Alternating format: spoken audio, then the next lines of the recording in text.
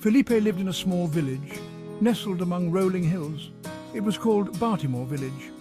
Felipe was 30 years old, but he struggled to read. Words seemed to jumble on the page. They never stayed still long enough for Felipe to understand. Felipe loved stories. He loved hearing about daring heroes and magical creatures. When his older sister Maria read to him, his imagination would soar. He wished he could experience stories the way others did. One day, Felipe discovered a different way to connect with stories. He started to draw. As Maria read, Felipe's hand would fly across the page. He drew everything he heard, bringing the stories to life in his own way. Felipe's drawings were not just simple sketches. They were bursting with color and detail. He captured every twist and turn of the story in his art. He drew brave knights battling fierce dragons. He drew clever foxes outsmarting grumpy bears. Felipe used his drawings to remember the stories. When he looked at his artwork, the words would come back to him. It was like magic. The villagers were amazed by Felipe's talent. They would gather at his workshop to watch him work. His drawings were so full of life. The villagers felt like they were stepping right into the stories. Felipe was happy to share his gift with everyone. Not everyone understood Felipe's way of experiencing stories. Some villagers started to whisper. They questioned how Felipe could truly understand the stories if he couldn't read them in the traditional way. He's just drawing pictures, they'd say. He doesn't really get it. These whispers hurt Felipe. He began to doubt himself. Was he fooling himself and everyone else? One day, a group of children approached Felipe.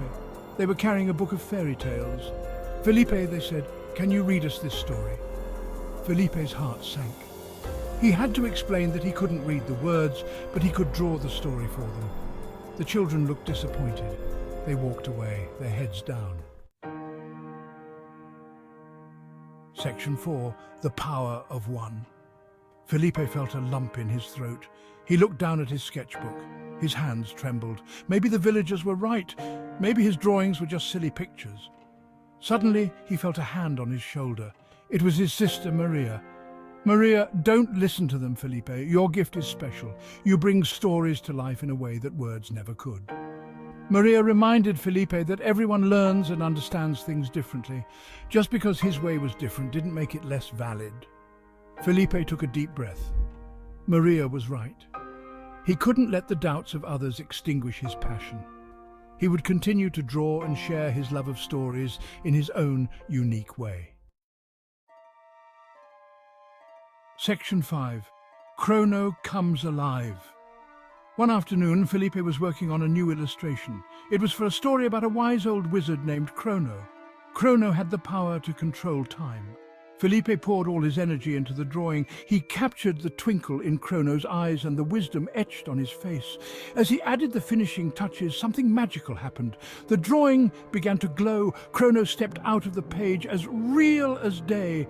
The villagers gasped in wonder. Chrono, thank you, Felipe. You have brought me to life with your gift.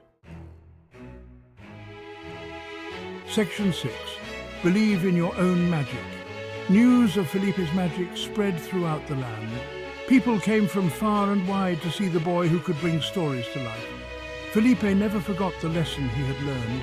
He never doubted himself again. He continued to share his gift with the world, inspiring others to embrace their own unique talents. Felipe's story reminds us that everyone has a special gift. It teaches us to be proud of who we are. Don't be afraid to shine your light, even if others don't understand. Believe in your own magic, just like Felipe.